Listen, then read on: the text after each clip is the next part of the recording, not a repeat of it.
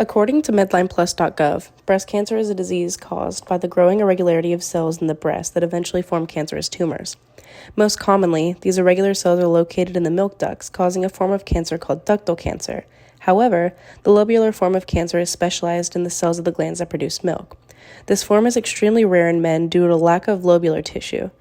Symptoms of this cancer may include, but are not limited to, a lump or thickening in or near the breast, a change in the size of the shape of the breast, nipple discharge, tenderness, retraction, skin irritation, dimpling, or redness.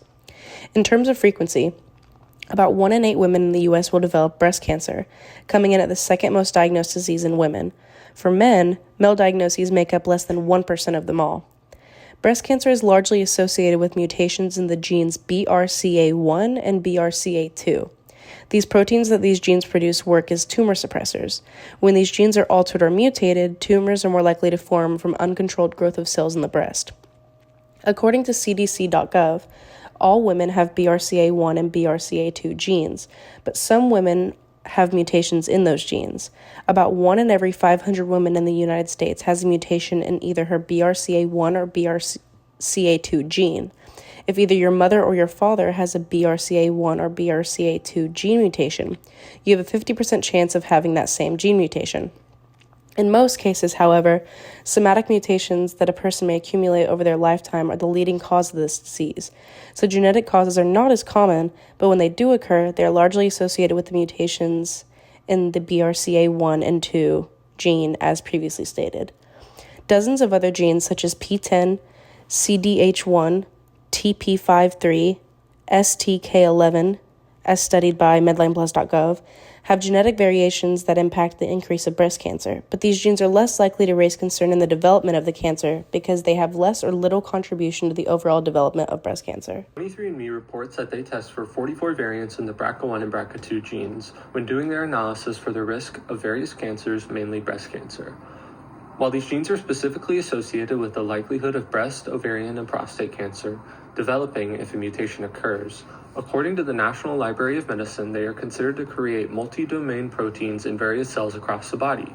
A key important genetic variant tested by the 23andMe is C.2681-2682 deletion.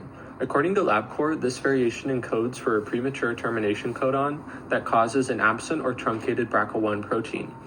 This is considered pathogenic as it inhibits the tumor-suppressing gene of BRCA1, which gives an increased risk of cancer. This is a great example of how variations in the BRCA1 and BRCA2 genes affect the protein structure and gene expression, as the variations introduce a real change in the amino acid coding of the BRCA1 and BRCA2 proteins. There are a few key limitations that we identified in the 23andMe test as reported by 23andMe themselves. Firstly, the BRCA1 and BRCA2 tests do not test for over 4,000 variations known to occur within these coding sequences. This represents an inherent lack of wide-ranging tests to analyze risk. Secondly, we identified that many of the variations that occur are specific to certain regions and ethnic backgrounds, and some people make it a less comprehensive test as their ethnic background variations aren't tested. Along with the 44 tested BRCA1 and 2 variations, our test will also test for the phosphate intention homolog, or the PTEN gene. Located on chromosome 10q23.3, the gene provides instructions for making an enzyme found in almost all tissues of the body. The PTEN gene acts as a tumor suppressor, meaning it helps regulate cell division by keeping cells from growing and dividing uncontrollably. However, this gene can become mutated and cause overgrowth, leading to tumors that can be cancerous or can also be benign. This mutation, also known as Codon syndrome, is caused by a deletion of the PTEN gene and is a disease passed down genetically or can also be found somatically within an individual. Along with causing an increase in breast cancer, a deletion of the PTEN gene can also cause an increased risk in thyroid cancer, colon cancer, and others. Overall, the base risk for breast cancer is about 13%. However, with a mutated PTEN gene, this risk increases to having about a 40 to 60% chance risk. Our test will be better because not only is it testing for the 44 BRCA1 and 2 variants, but now also testing for the PTEN gene. This, according to the MedlinePlus.gov, studies also suggest that a loss of the functional PTEN enzyme is also related to poor responsiveness to a commonly used cancer drug, Herceptin.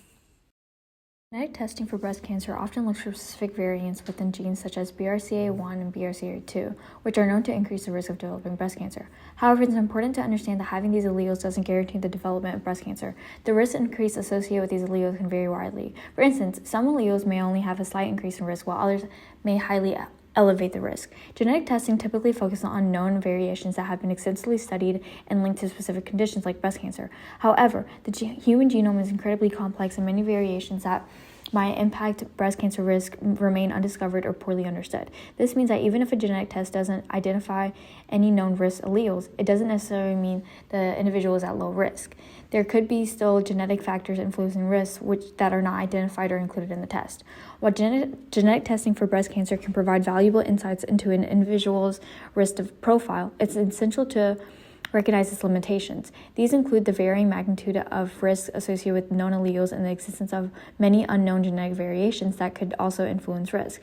By providing clear information about these limitations, individuals can make informed decisions about whether genetic testing is appropriate for them and how to interpret the results in the context of their overall health. Testing positive for genetic disease has both emotional and financial impacts. Emotionally, it can cause anxiety and depression, while financially, it can lead to significant medical expenses and insurance concerns. Concerns about testing include privacy, strain on relationships, lifestyle changes, and uncertainty about results. Seeking support from healthcare professionals and counselors is crucial for navigating these challenges effectively.